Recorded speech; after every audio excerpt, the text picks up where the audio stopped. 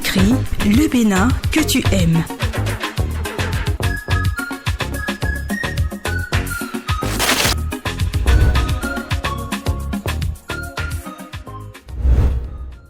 La première chose que je dirais, c'est que le Bénin que j'aime, il s'exprime de façon très très simple par la poésie du quotidien. Le seul pays que je connaisse où on nous souhaite d'être bien assis. C'est le seul pays que je connaisse où on vous apporte un verre d'eau quand vous arrivez, avec cette symbolique que vous avez soif, vous avez traversé un chemin. C'est le seul pays où avant de partir, on demande la route ou la demi-route, avec l'espoir que vous reviendrez. Enfin, toutes ces petites choses-là, elles sont infiniment belles. Elles sont, et peut-être que justement, on ne les voit mieux que quand on les voit d'un regard un peu extérieur, parce qu'elles sont tellement, elles font tellement partie du quotidien que finalement, elles nous échappent un petit peu. Quand je parle de poésie de quotidien, c'est ça, c'est de reconnaître la place de l'autre. On vit, enfin, moi, je traverse des sociétés qui sont plus développées, mais où le rapport à l'autre est moins chaleureux finalement. Il est moins présent.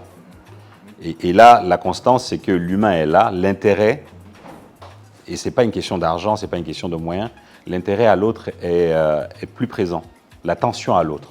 J'ai le souvenir, il n'y a pas très longtemps, d'un petit garçon qui faisait la manche. On est aux alentours de 18h30, Carrefour Kadjehoun, il y a de la circulation partout, il frappe à ma vitre, je le regarde, je souris, je baisse la vitre, puisqu'il a un joli sourire, il me sourit, on s'est déjà compris, on communique. Et je lui dis, alors qu'il me demande l'argent, Nami 100 francs. En fait, donne-moi 100 francs. Et il me donne 100 francs. Et je lui fais, mais je vais partir. Et on regarde et il continue à me sourire. Il m'avait donné 100 francs.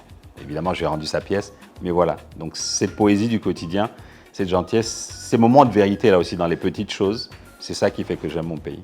Le Bénin que j'aime. Je suis admiratif de la créativité qui est en train de se révéler au Bénin. L'art africain aujourd'hui, l'art africain contemporain, j'en parle. C'est une petite scène où il y a quelques artistes majeurs, mais sur les quelques artistes majeurs africains qui émergent, il y en a beaucoup qui viennent du Bénin. Cette créativité-là, qui s'exprime aussi dans plein d'autres domaines. Hier, j'ai visité une fabrique de tissus indigo. C'est assez fabuleux ce qu'on peut voir comme réappropriation d'un patrimoine, de compréhension de ce que c'est ce patrimoine. J'ai l'impression qu'il y a, de façon simple, une énergie nouvelle dans le pays qui s'est matérialisée, dans des conditions pas faciles pour autant, parce que les conditions d'existence peuvent être encore compliquées, mais il y a une énergie, une volonté de faire et de braver l'adversité. Et ça, je trouve ça remarquable.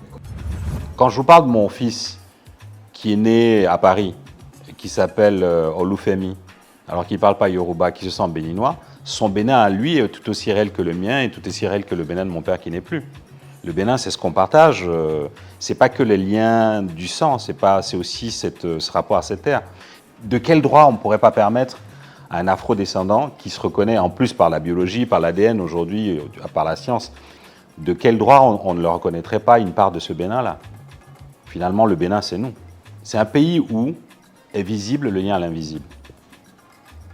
Et ça, je trouve ça assez intéressant, d'avoir gardé ce lien à l'invisible visible, et de l'entretenir, puisqu'on vit avec nos ancêtres, on vit avec nos morts qui ne sont pas morts, comme disait Birago Diop, on vit avec ce souffle, et ce souffle, on continue de l'exhaler.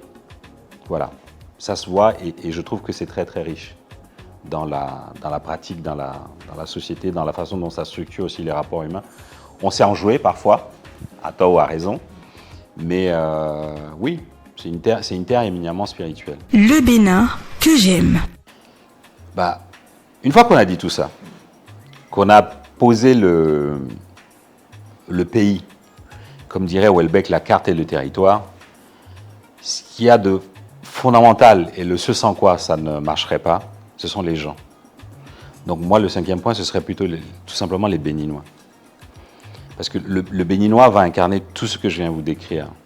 Ce rapport à l'autre, cette poésie dans son quotidien, cet amour pour sa patrie, parce que le Béninois est assez patriote d'ailleurs, cette attention à l'autre, à détail, cette créativité, cette gentillesse, cette spiritualité.